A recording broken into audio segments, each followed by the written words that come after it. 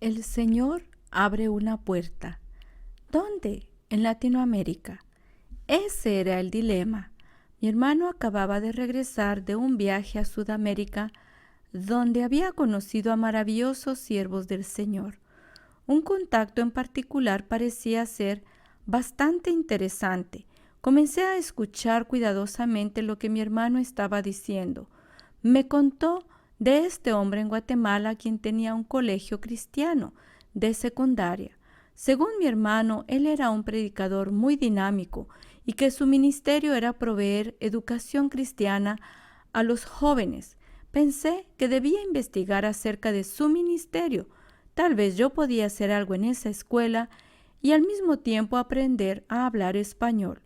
Mi hermano me dio una dirección y me dijo que le escribiera a este hombre, explicándole cuáles eran mis planes. Le escribí una carta a Virgilio Zapata contándole que estaba próximo a graduarme el siguiente año y tomaría un año libre entre la universidad y el seminario.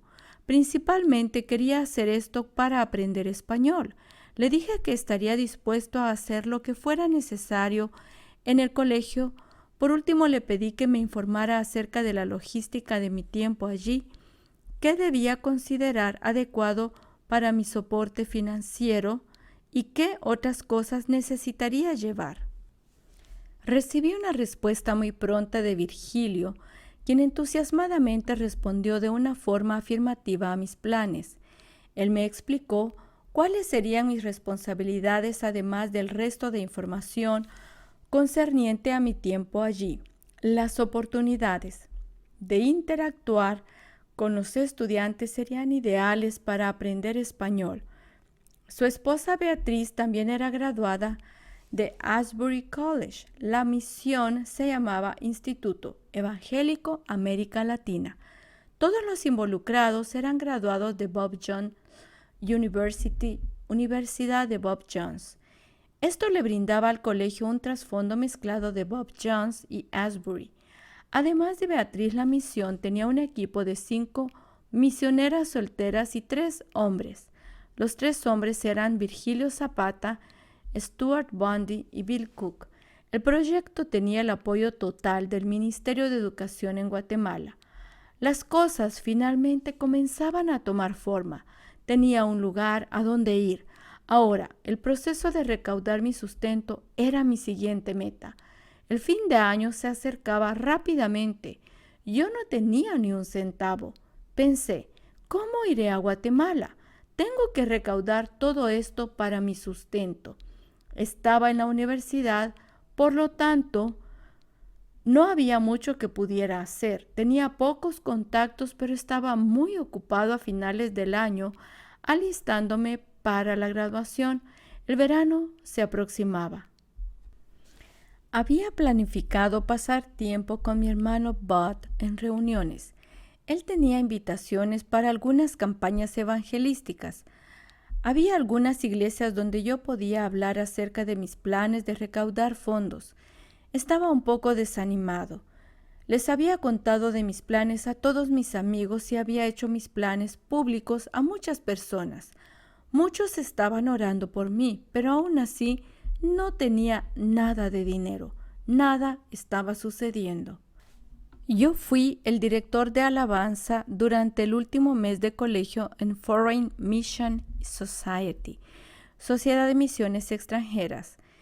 Esa tarde era la última reunión del año escolar. Recuerdo que no tenía ganas de dirigir la alabanza ese día. El presidente se puso de pie y nos animó en cuanto a las misiones y cómo necesitábamos ir a los campos misioneros. Por supuesto que yo quería ir, pero no tenía dinero. Eso solo me hacía sentir peor.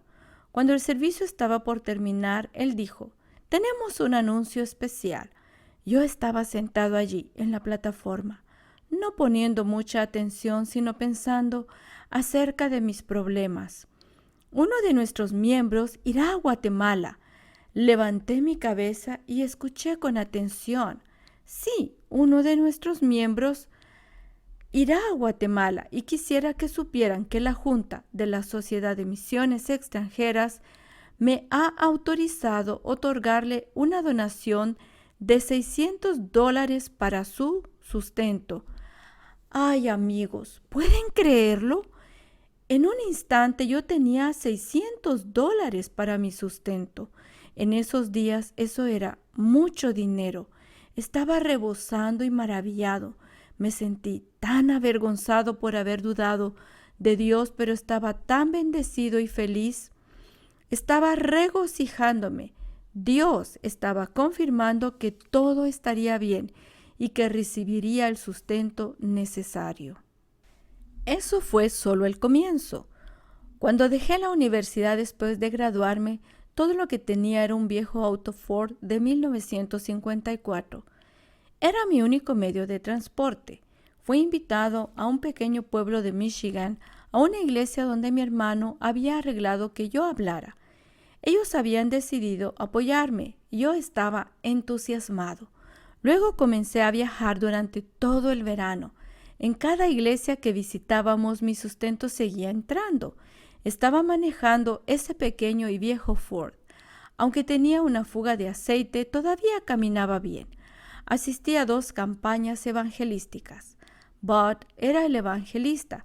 Por todos lados que fuimos pudimos recaudar fondos para mi viaje.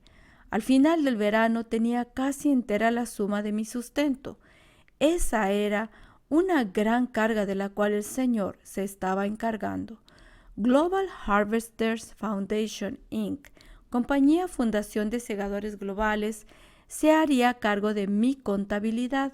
Ellos no tenían gastos generales, por lo tanto, cada centavo que era designado para mí iba directo hacia mi futura obra en Guatemala.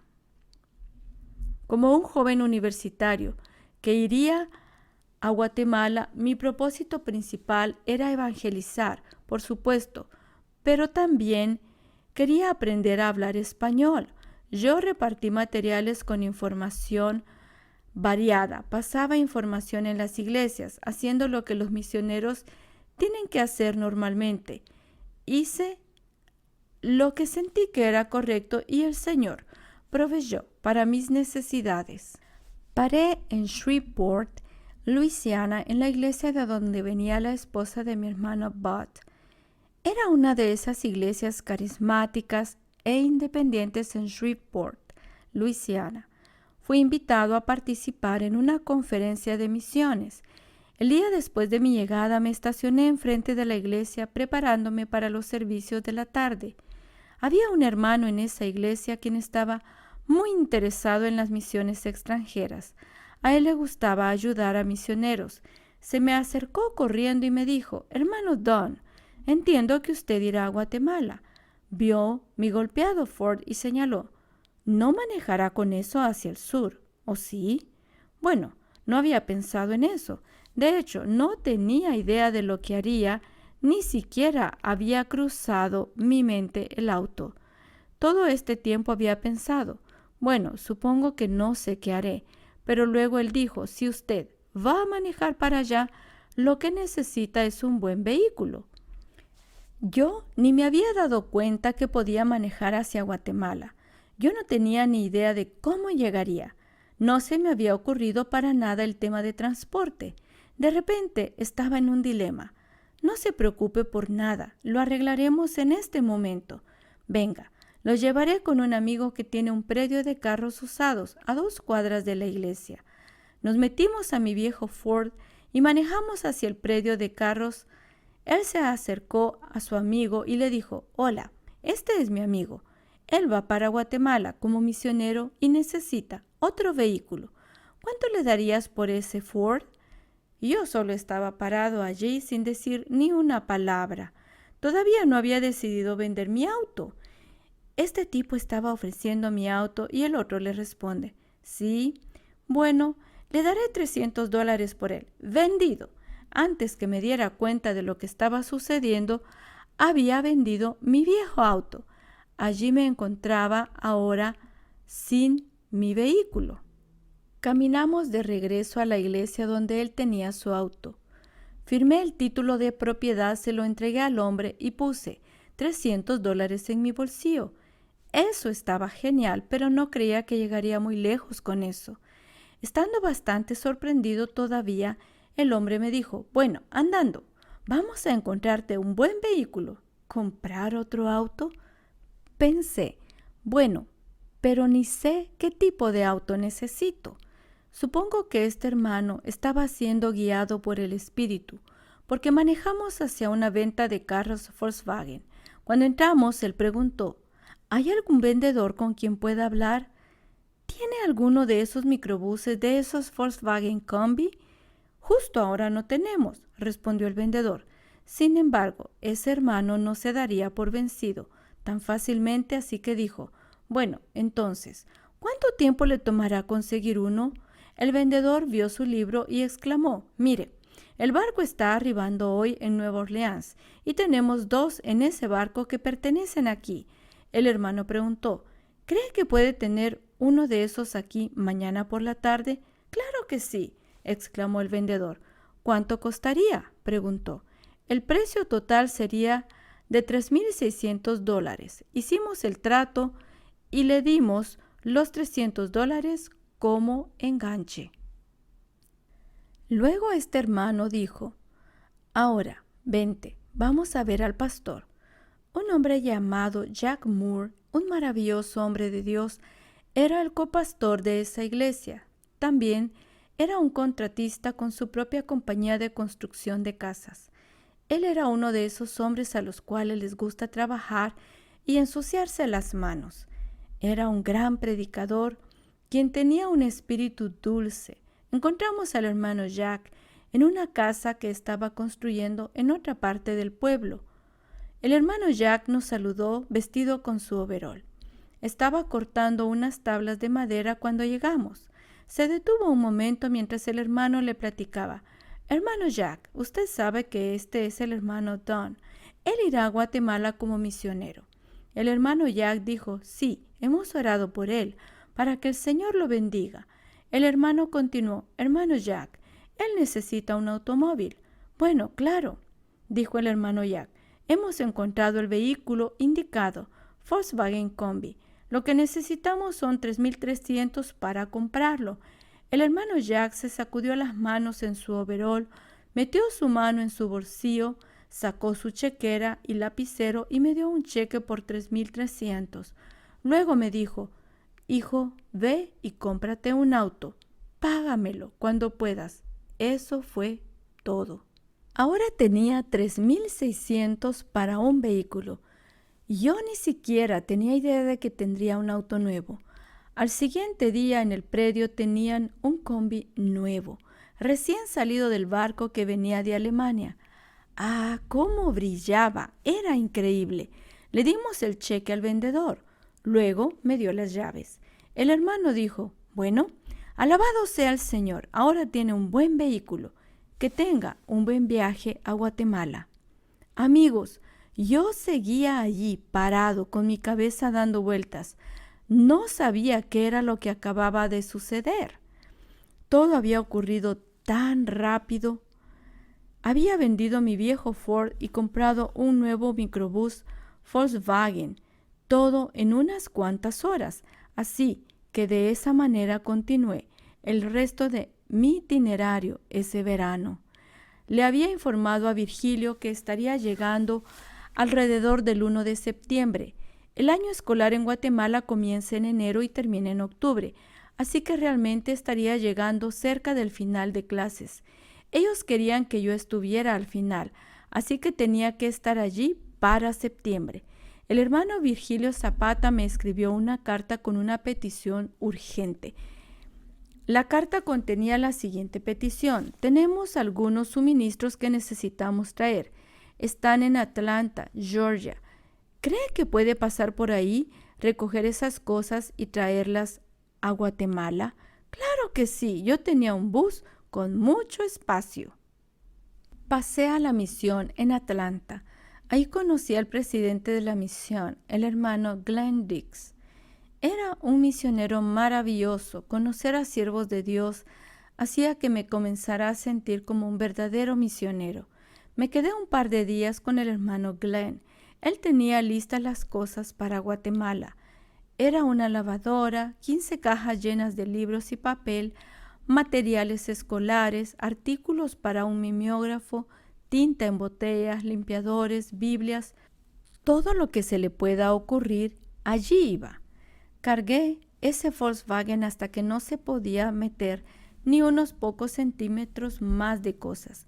Encima de todo debía llevar 10 pliegos de fórmica de 1,20 metros por 2,40 metros para poner sobre las mesas en el comedor de los dormitorios del colegio. Deslicé los pliegos por encima de todas las demás cosas. Ese microbús estaba lleno hasta el tope. Estaba listo para ir a Guatemala.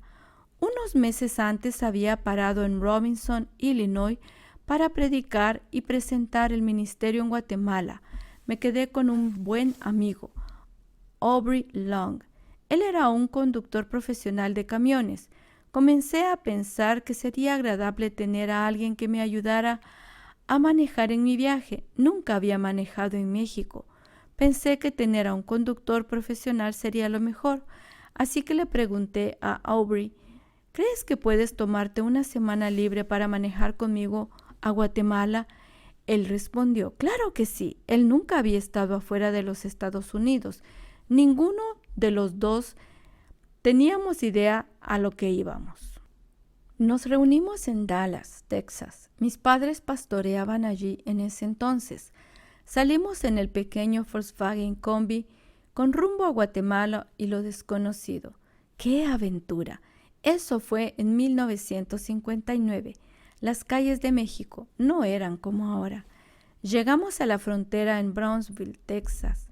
Cuando empezamos a cruzar la frontera, las autoridades mexicanas vieron el Volkswagen lleno de todas las cosas. Inmediatamente me informaron que tendría que declarar que estaba introduciendo al país y pagar una fianza que me sería devuelta al salir del mismo. Las personas que trabajaban en la frontera sabían un poco de inglés, así que finalmente lograron comunicarme que debía hacer un listado de todo lo que llevaba en el combi. Examinaron todo y se aseguraron de que todo estuviera en el listado. Luego tuve que pagar una fianza.